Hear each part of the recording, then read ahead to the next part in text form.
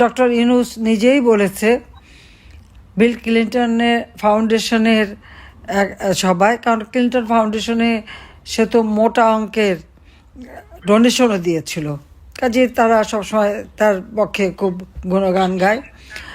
তো সেখানে বসে সে বলে দিল যে এই আন্দোলনে কোনো নেতৃত্ব ছিল না, এখানে ছাত্র জনতার কিছু না, এটা হলো ইউনূসের মেটিকুলাসলি ডিজাইন করা মাস্টার মাইন্ড দ্বারা পরিকল্পিত আন্দোলন।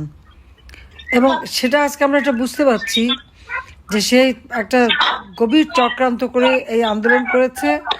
এখন যখন আমেরিকা বাইডেন সরকারের সময় শেষ হলো, যখন ট্রাম্প সরকার আসলো, ট্রাম্প যখন প্রেসিডেন্ট হয়েছে, তখন কিন্তু অনেক কথা আজকে বেরিয়ে এসেছে যে কিভাবে গভীর চক্রান্ত দীর্ঘদিন থেকে তারা করেছে। এমনকি মানে সেই ইউএস এইডের টাকা সেগুলি ব্যবহার করা হয়েছে। আর জাতিসংঘ মানবাধিকার সংস্থার যিনি চেয়ারম্যান মিস্টার ফলকার টুয়ার্ক, সে কিন্তু একটা কথা বলে ফেলেছে যে সে সেনাবাহিনীকে নাকি বলেছিল যে এই আন্দোলন থামাতে গেলে পরে তা জাতিসংঘ শান্তিরক্ষা বিষয়ে যেতে পারবে না। কাজে এটা তো তার কাজ ছিল না, অত্যন্ত গর্হিত কাজ করেছে। এবং সে যে রিপোর্টটা তৈরি করেছে, এই যে আমি এতক্ষণ আপনাদের কাছে শুনলাম যে বাংলাদেশে কিভাবে অত্যাচার নির্যাতন হয়েছে, এই সব বিষয়গুলি তাকে জানানো হয়েছে, ছবি দেওয়া হয়েছে, কিন্তু সেগুলি কিন্তু সে সেভাবে তুলে ধরে নাই, একেবারেই তুলে ধরে নাই। এটা হচ্ছে সব থেকে দুর্ভাগ্যের বিষয়।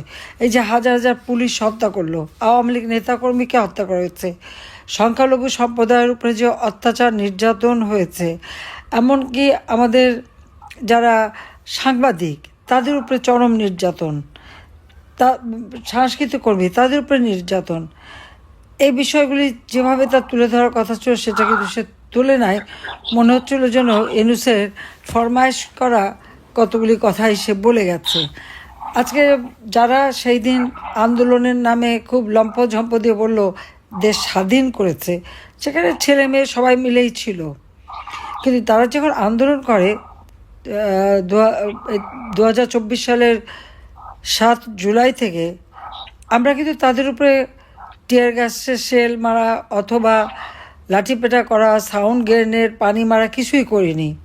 তারা একটানা সেই 7 তারিখ থেকে 14 তারিখ পর্যন্ত তাদের আন্দোলন চালায়। আমরা তাদের সাথে আলোচনা করেছি, বোঝাতে চেষ্টা করেছি, তাদের সব দাবি মেনে নিয়েছি। তারপরে আসলো এক দফা দাবি, এবং দেখা গেল মানে এই যে অবৈধ অস্ত্র শস্ত্র হাতে নিয়ে এমনভাবে মানে একটা মার দাঙ্গা ভাব, অনেক আন্দোলন সংগ্রাম আমরা করেছি, কিন্তু এরকম বিভৎস চেহারা কখনো আমরা দেখিনি। আর যখন 6 জন মারা গেল, আমি জুডিশিয়াল এনকোয়ারি কমিটি করে দিলাম যাতে করে এর তদন্ত হয়। আজকে একটা জিনিস কিন্তু স্পষ্ট, আপনারা দেখেন এই ফলকার টার্ক রিপোর্ট যা দিয়েছে তাতে একটা কথা কিন্তু সে বলেছে, যেখানে 1400 জন নিহত হয়েছে, 1400 মানুষ নিহত হয়েছে, কিন্তু ইউনূস তার যে সরকারি হিসেব দিয়েছে তাতে দিয়েছে 834 জন নিহত। এখন প্রশ্নটা হচ্ছে এই যে 566 জন নিহতের তালিকা, নাম ধাম সেগুলি কেন দেওয়া হয় নাই? তাহলে এরা কারা? এরা কি আওয়ামী লীগের নেতাকর্মী? আর পুলিশ বাহিনীর যে কয়েক হাজার মারা গেছে, কই তাদের নামও তো দেওয়া হয়নি। তার মানে এরা পরিকল্পিতভাবে এই হত্যাকাণ্ড কিন্তু ঘটিয়েছে। এবং টার্কের রিপোর্টে আর একটা কথা আছে যে এই নিহত যারা, তাদের মধ্যে 60% অর্থাৎ 60% 7.62 বুলেট দ্বারা নিহত, এবং একটা এটা হচ্ছে 39 mm রাইফেলের গুলিতে মৃত্যু হয়েছে, আহত হয়েছে। তাহলে এই অস্ত্র কোথা থেকে আসলো? আমার পুলিশ ব্যবহার করে না, আর্মি ব্যবহার করে না, বিডিআর ব্যবহার করে না। তাহলে আন্দোলনের নামে এই অস্ত্র কিন্তু ইউনূসেরই আনা। আর ইউনূসের একটা স্বভাব আমি জানি ভালো করে, তাকে তো সব থেকে বেশি মানে সুবিধা আমি দিয়েছি।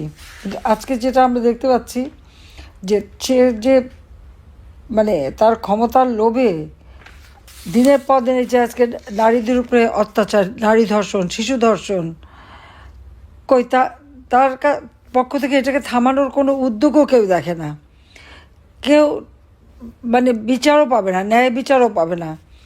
তাকে বোধহয় বিবিসি এবং স্কাই, গার্ডিয়ান, বিভিন্ন পত্রিকা এবং টেলিভিশনে ইন্টারভিউ দিয়ে যখন তাকে কথা বলা হয়, তো বলে হ্যাঁ তারা তো মামলা করতে পারে, থানায় যেতে পারে, জিডি করতে পারে, অনলাইনে জিডি করতে পারে, কিন্তু আদৌ কি থানায় মামলা নেয়?